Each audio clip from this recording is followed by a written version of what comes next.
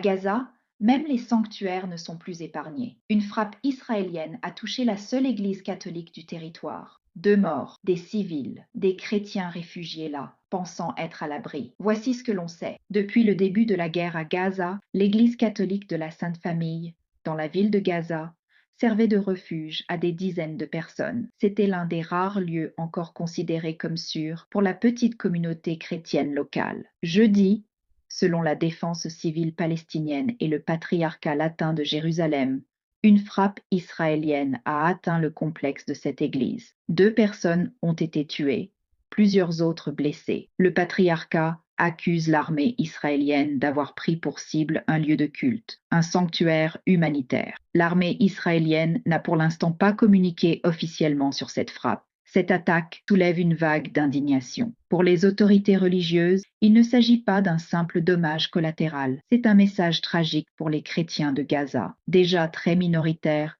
et pris entre deux feux. Des appels à une enquête indépendante ont été lancés. Cette frappe sur une église catholique pose à nouveau la question de la protection des civils et des lieux saints en zone de guerre. Les images, les témoignages rappellent que, dans ce conflit, personne n'est vraiment à l'abri. Que pensez-vous de cette situation?